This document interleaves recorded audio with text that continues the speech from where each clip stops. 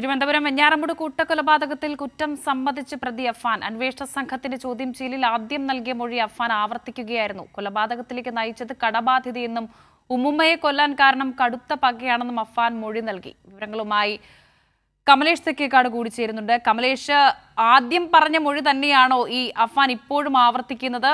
മറ്റു വിവരങ്ങൾ?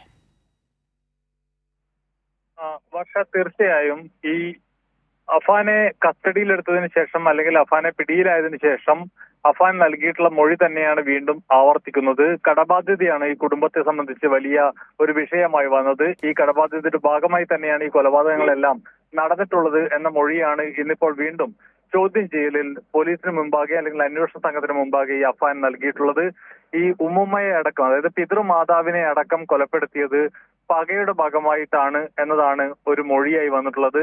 ഈ മാല, അതായത് വലിയ സാമ്പത്തിക ബാധ്യത അഫാന്റെ കുടുംബത്തിനുണ്ടായിരുന്നു. അപ്പോൾ ഈ ഉമ്മുമ്മയുടെ അല്ലെങ്കിൽ പിതൃമാതാവിന്റെ മാല അടക്കം സ്വർണം ആവശ്യപ്പെട്ടിരുന്നു. അത് നൽകാൻ തയ്യാറായില്ല.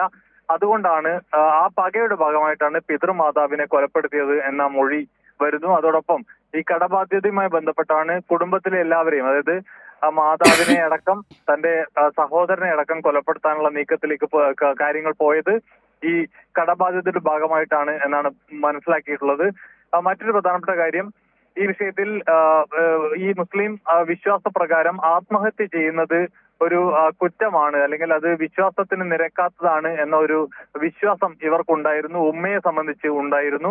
അതുകൊണ്ട് തന്നെ താൻ ആത്മഹത്യ ചെയ്യില്ല എന്ന നിലപാട് ഉമ്മ സ്വീകരിച്ചു. വേണമെങ്കിൽ നീ എന്നെ കൊലപ്പെടുത്തിക്കൊള്ളൂ, അല്ലെങ്കിൽ നമുക്ക് ആ നിലയിൽ കാര്യങ്ങൾ മുന്നോട്ട് കൊണ്ടുപോകാം എന്ന ആ ഒരു കാര്യം ഉമ്മ പറഞ്ഞതിന്റെ അടിസ്ഥാനത്തിലാണ് ബാക്കിയുള്ള മുഴുവൻ ആളുകളെയും കൊലപ്പെടുത്തുന്ന നിലയിലേക്ക് അഫാൻ പോയത് എന്നതാണ് നിലവിലെ മൊഴി പ്രകാരം നമുക്ക് വ്യക്തമാകുന്നത്. ഏതായാലും കടുത്ത സാമ്പത്തിക ബാധ്യതയെ തുടർന്ന് ആത്മഹത്യ ചെയ്യാനാണ് ആദ്യം കുടുംബം തീരുമാനിച്ചത്. പിന്നീട് ആത്മഹത്യയിൽ നിന്ന് മാതാവ് ഷെമി പിന്മാറുന്നു.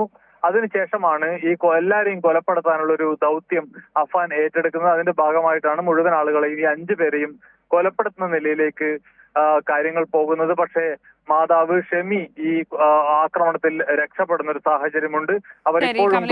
തിരുവനന്തപുരം വെഞ്ഞാറമൂട് കൂട്ടക്കൊലപാതകത്തിൽ കുറ്റം സമ്മതിച്ചിരിക്കുകയാണ് പ്രതി അഫാൻ. അന്വേഷണ സംഘത്തിന്റെ ചോദ്യം ചെയ്യലിൽ ആദ്യം നൽകിയ മൊഴി എന്താണോ അത് തന്നെയാണ് അഫാൻ ആവർത്തിക്കുന്നത്. വിവരങ്ങളാണ് കമലേഷ് തെക്കേക്കാട് നൽകിയത്.